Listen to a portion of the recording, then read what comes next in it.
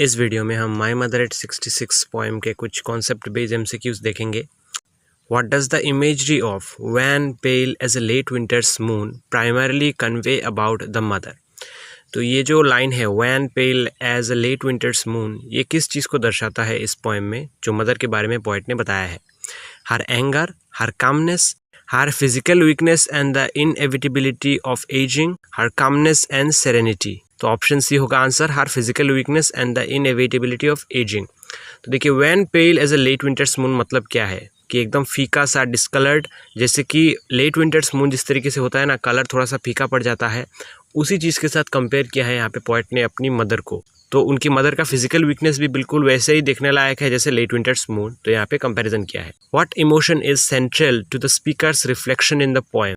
तो पोएट ने जो रिफ्लेक्ट किया है इस पोएम में वो इमोशन कैसा है, गिल्ट, इंडिफरेंस, जॉय या फियर ऑफ लॉस। तो इसका आंसर होगा option D, fear of loss, क्योंकि उनकी जो मदर है उनका बहुत ही ज़्यादा एज हो गया है और कभी भी वो एक्सपायर हो सकती हैं, ऐसा पोएट का थिंकिंग है। The poet contrasts the mother's image with the scenes outside the car window to emphasize the speaker's indifference, the liveliness of the world outside versus the stillness of aging, the poet's appreciation of nature, the distance between mother and daughter। तो जब poet सोच रही थी अपनी mother के बारे में, उनके एज के बारे में उन्हें टेंशन हो रहा था और सडनली उन्होंने क्या किया, विंडो के बाहर देखा। तो वो जो उन्होंने देखा वो अगर हम कंपेयर करें उनके थॉट से तो ये क्या डिफरेंस होता है। तो इसका आंसर होगा option B, the liveliness of the world outside versus the stillness of ageing. तो देखिए जो चिंता है, उनका एज हो गया है, वो बहुत ही बूढ़ी हो गई है, ये चिंता एक तरफ था, और जब उन्होंने बाहर देखा वहाँ पे देखा बच्चे दौड़ के आ रहे थे खेलने के लिए, जो पेड़ थे वो दिख रहे थे, बहुत ही सुंदर सुंदर पेड़ थे, स्प्रिंटिंग ट्रीज बताया गया है, हम देखेंगे आगे। तो वो जो व्यू था वो एनर्जी को, जॉय को दर्शा रहा था, बाहर की दुनिया में जो पॉजिटिव चीज़ें उनको दर्शा रहा था, वर्सेस उनके अंदर जो था वो एक टेंशन था। तो इसी चीज़ के बारे में यहाँ पे बताया है। What literary device is used in the phrase doze open mouthed।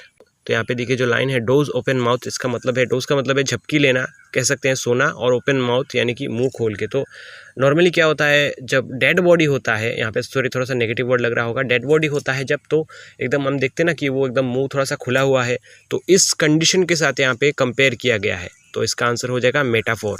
तो यहाँ पे कंपेरिजन हुआ है, कंपेरिजन जब होता है ना एज लाइक इस तरीके से, तो यहाँ पे मेटाफोर कहते हैं हम। Why does the poet smile at the end of the poem despite her inner fear। तो पोएट के अंदर जो डर था अपनी मदर को लेके, उसके बावजूद भी क्यों उन्होंने स्माइल किया था लास्ट में। She wants to reassure her mother and herself, she is genuinely happy, she finds the situation humorous, she mocks the idea of her fear।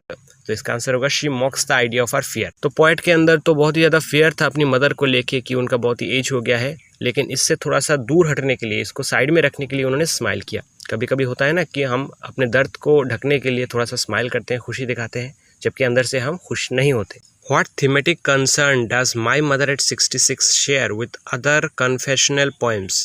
तो इन सिंपल वर्ड्स इसका मतलब ये समझिए कि ये जो पोएम है ये किस चीज़ को एक्सप्लोर करता है या फिर किस चीज़ के बारे में है, क्या चीज़ शेयर करता है। National identity, exploration of personal relationships and other emotional conflicts, religious devotion या फिर पॉलिटिकल सटायर। तो इसका आंसर होगा option B, exploration of personal relationship and inner emotional conflict. तो इस पोएम में जो मदर और डॉटर के रिलेशनशिप के बारे में बताया गया है वो तो एक पर्सनल रिलेशनशिप ही है ना, तो इसी के बारे में बात किया गया है। और इमोशनल कॉन्फ्लिक्ट से मतलब ये है कि जो मदर है उनको लेकर टेंशन है पोएट को, तो ये एक कॉन्फ्लिक्ट है उनके मन में, इसी के बारे में बात किया गया है। The poet's observation of young trees sprinting symbolises the speed of her car, the vitality and movement of life, the anxiety she feels, her imagination. तो इसका आंसर होगा option B, the vitality and movement of life. तो जब गाड़ी में बैठी थी poet तो उनको बहुत ज़्यादा टेंशन हो रही थी, लेकिन जब उन्होंने बाहर देखा तो देखा कि बच्चे जो हैं वो दौड़ रहे हैं खेलने के लिए, जो पेड़ है वो स्प्रिंट कर रहे हैं। जब आप कार में होते तो ऐसा लगता है ना कि बाहर के जो पेड़ है वो स्प्रिंट कर रहे हैं, तो सेम व्यू उन्होंने भी देखा।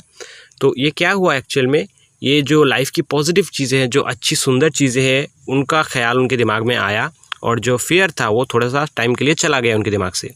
Which emotion best captures the overall tone of the poem। तो ये पोएम में मेनली कौन सा इमोशन के बारे में बात किया गया है, सेलिब्रेशन, मेलैंकली, कॉन्टेम्प्ट या फिर एक्साइटमेंट। तो इसका आंसर होगा मेलैंकली, यानी कि दुख के बारे में ही तो बात किया गया है, इमोशनल पेन कह सकते हैं। Why does the poet use the word corpse to describe her mother's face। तो कॉर्प्स का मतलब होता है लाश, तो यहाँ पे कौन सी चीज़ के बारे में बताया गया है, देखिए, to highlight the mother's calmness, to evoke the inevitability of death, to compare her to a statue, to express disgust. तो इसका आंसर होगा option B, to evoke the inevitability of death. Reason ये है कि जो डेड बॉडी का skin है उसी चीज़ के साथ कंपेयर किया गया यहाँ पे पोइट की मदर का स्किन जो है उसको. What does the poem suggest about the mother-daughter relationship? तो इस पोएम में जो मदर डॉटर का रिलेशनशिप है इस चीज़ के बारे में क्या सजेस्ट किया गया है? It is casual and emotional. It is strained by misunderstandings. It is deeply emotional and marked by unspoken love and fear of separation.